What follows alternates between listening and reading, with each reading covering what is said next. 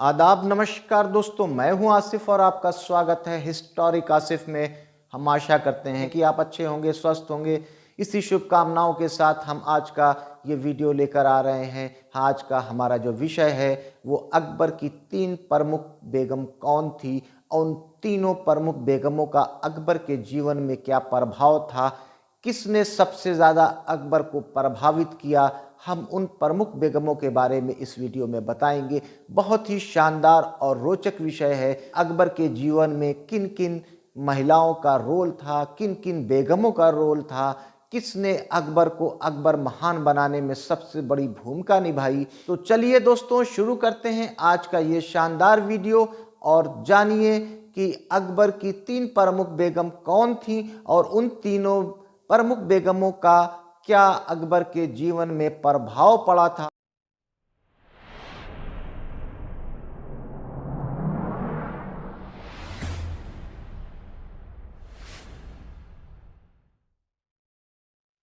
दोस्तों, जब बात राजा महाराजा, बादशाहों और नवाबों की होती है, इनके बारे में किसी भी तरह की चर्चा हो, लेकिन अगर इनकी बेगमों का जिक्र ना हो तो इनकी चर्चा जैसे अधूरी रह जाती है। भारत का इतिहास गवाह है, चाहे हिंदू शासक रहा हो या मुस्लिम, सभी के पास एक नहीं अनेक बेगम और रानियां रहा करती थीं। लेकिन आज हम सिर्फ मुगल सल्तनत के सबसे सफल और महान कहे जाने वाले बादशाह अकबर की 3 प्रमुख बेगमों की बात करेंगे और चर्चा करेंगे कि इन बेगमों का अकबर के जीवन में क्या प्रभाव पड़ा था। सबसे पहले हम बात करेंगे रुकैया सुल्तान बेगम की। जैसा कि आप सभी जानते हैं कि रुकैया सुल्तान बेगम एक मुगल राजकुमारी थी और इनका अकबर के साथ विवाह तब हो गया था जब यह सिर्फ 14 साल की थी। काफ़ी कम उम्र में रुकैया सुल्तान बेगम का विवाह कर दिया गया था। रुकैया सुल्तान बेगम का अकबर के साथ सबसे ज़्यादा समय बीता था। ये अकबर की सबसे पहली बेगम थी। रुकैया सुल्तान बेगम काफ़ी शांत स्वभाव की एक समझदार महिला थी। जब खेलने की उम्र थी तब इनकी शादी हो जाने की वजह से ये समय से पहले ही परिपक्व हो गई थी। अकबर के जीवन में रुकैया सुल्तान बेगम का प्रभाव बहुत था। शुरुआती संघर्ष के समय अकबर की दोस्त और हमदर्द अगर कोई था तो वो रुकैया सुल्तान बेगम ही थी। अकबर मुश्किल समय में रुकैया सुल्तान बेगम से हमेशा सलाह मशवरा लिया करता था। चूँकि रुकैया सुल्तान बेगम शाही घराने से ताल्लुक़ रखती थी, इस कारण उनकी राजनीतिक समझ काफ़ी अच्छी थी। हर मुश्किल समय में रुकैया सुल्तान बेगम ने अकबर का साथ भी दिया है। जब अकबर और सलीम के बीच संबंध बहुत ही ज़्यादा ख़राब हो चुके थे तो रुकैया सुल्तान बेगम ने ही बाप बेटे के रिश्तों की कड़वाहट को दूर कराने में महत्वपूर्ण भूमिका निभाई थी। दोस्तों, अब हम बात करेंगे अकबर की दूसरी बेगम की, सलीमा सुल्तान बेगम की। सलीमा सुल्तान बेगम अकबर की सबसे खूबसूरत बेगम थीं।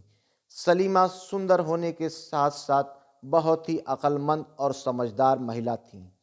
सलीमा सुल्तान की अकबर से शादी भी एक संयोग और घटना है।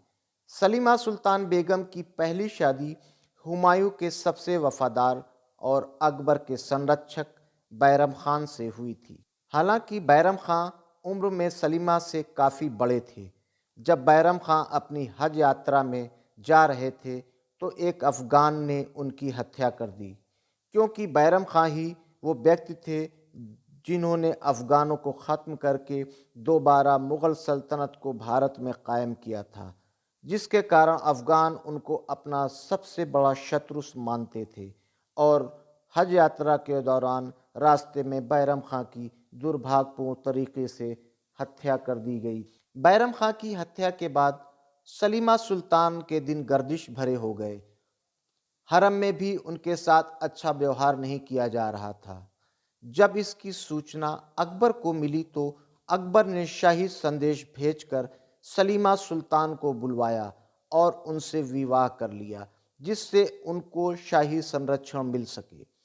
सलीमा सुल्तान के एक रहीम नाम का बेटा भी था, जो आगे चलकर अब्दुल रहीम खान खाना के नाम से इतिहास में मशहूर हुआ।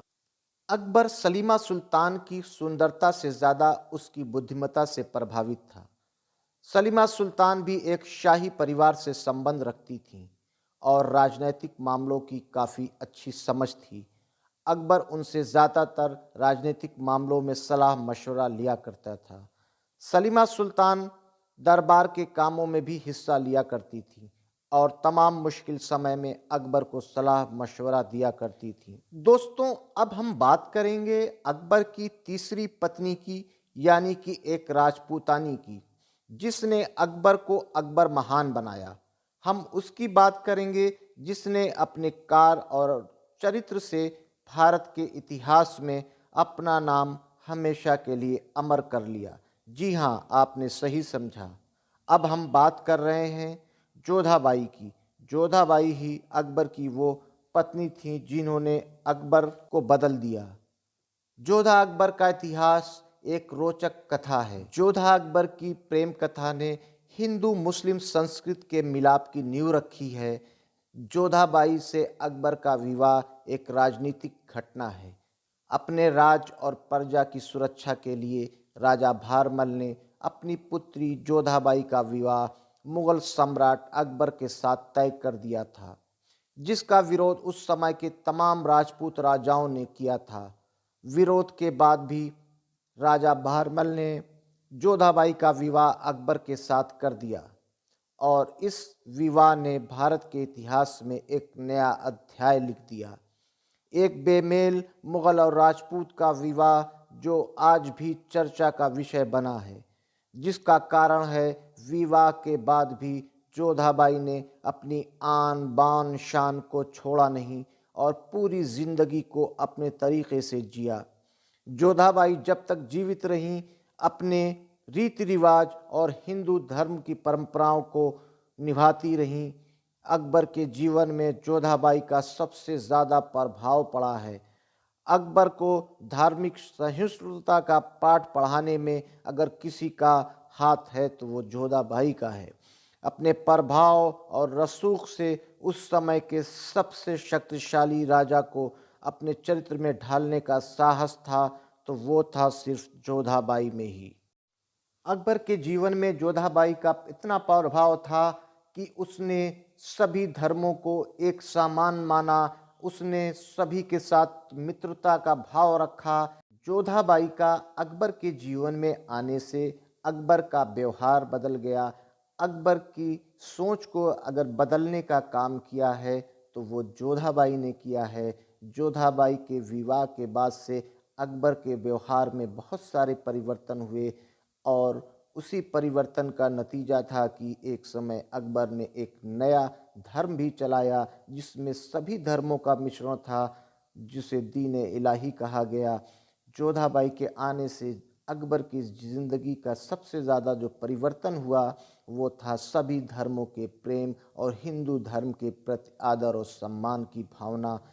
यही कारण है कि जोधा अकबर की प्रेम की कथा, जोधा अकबर के प्रेम की दास्तान इतिहास में इतनी मशहूर हुई।